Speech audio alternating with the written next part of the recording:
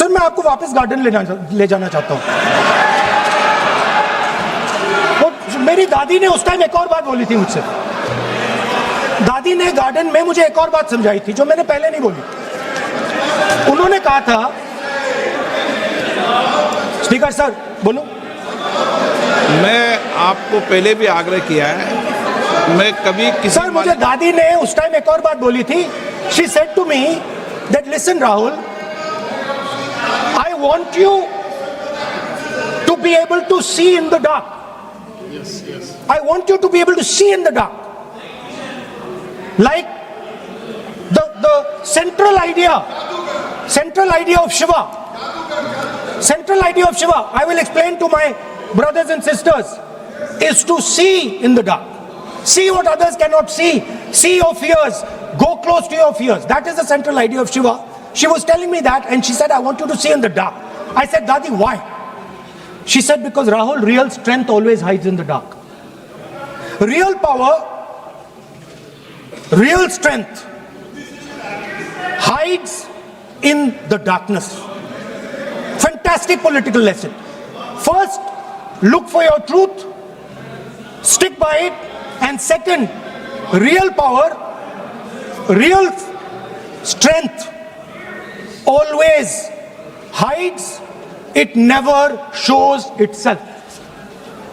जो असली ताकत होती है वो छुप के काम करती है, वो अपने आप को दिखाती कभी नहीं है। अब मैं ये आपको बता क्यों रहा हूं? Because there is, everybody knows, a partnership between our friend the magician and the businessman. ये तो तरीका ठीक नहीं है। नाम नहीं लिया सर, सर मैजिशियन बोला है sir. I've said magician. No. Sir, I've said magician. I didn't even say PM. माननीय आप प्रतिपक्ष के नेता हैं, बोलने दीजिए सर। मैं आपको संसद की गरिमा से बोलने देने का अधिकार है, लेकिन संसद की गरिमा बनाए रखना भी मेरी जिम्मेदारी है। सर द प्रॉब्लम इज, नहीं ये उचित नहीं है। Sir I will finish sir. नहीं, अनपार्लियामेंट नहीं है, पर ये संसद है। ऐसा नहीं है कि आप जो चौराहे पे बोलो संसद में बोलोगे। संसद की अपनी मर्यादा गरिमा होती है। I'll finish. Speaker sir, what has happened?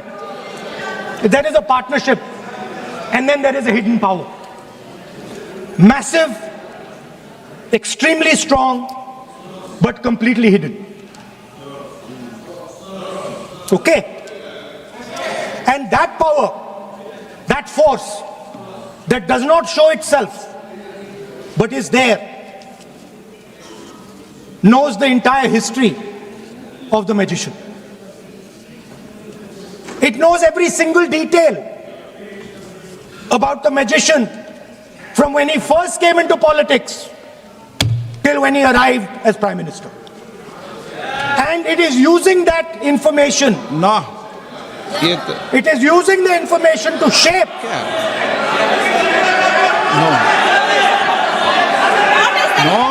आज इस सदन में महिलाओं का प्रतिनिधित्व केवल 13.6% है। अगर हम विधानसभा में जाएं तो वहां पर महिलाओं का प्रतिनिधित्व 10% से भी कम है। और अगर हम ग्लोबल परसेंटेजेस देखें महोदया, तो वहां पर 27.6% है। मैं तो धन्यवाद करती हूं आदरणीय प्रधानमंत्री श्री नरेंद्र मोदी जी का और इस सदन में उन सभी राजनीतिक दलों का जिन्होंने 27 बरस पुराना विलंब जो था, डिले थी, उसको हर कर नारी शक्ति वंदन अधिनियम को सितंबर 2023 को एक हकीकत बनाया, उसको पारित करा। पर महोदया मुझे अचंबा है कि मेरे विपक्ष के साथी जिन्होंने सर्वसम्मति से नारी शक्ति वंदन अधिनियम पारित तो कर दिया, उसे कानून तो बना दिया, आज वो इसे 2029 में लागू करने के लिए अपना समर्थन क्यों नहीं दे रहे हैं? वो क्यों अपने हाथ खींच रहे हैं? कल मैंने एक वीडियो देखी जो माननीय नेता प्रतिपक्ष ने जारी करी थी। मैं आपके माध्यम से उनको कहना चाहती हूं, ये जो संशोधन आया है ये वचन पूर्ति के लिए आया है। इस पूरे सदन ने प्रधानमंत्री श्री नरेंद्र मोदी जी की प्रेरणा से, इस देश की मातृ शक्ति से ये वचन करा था कि हम इस कानून को 2029 से ही लागू कर देंगे। मैं पूछना चाहती हूं माननीय नेता प्रतिपक्ष से, वो कहते हैं this is a power grabbing move. मैं उन्हें याद कराना चाहती हूँ पावर ग्रैब का मुद्दा नहीं, ये पावर बैलेंस का विषय है। ये हक चोरी का विषय नहीं, हक के हिसाब का विषय है।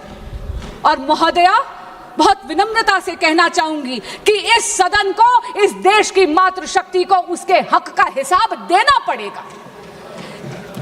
दल और राजनीतिक स्वार्थ से ऊपर उठकर, विचारधारा की भिन्नता से ऊपर उठकर इस सदन की जिम्मेदारी है कि हम इस संशोधन को सर्वसम्मति से पारित करें।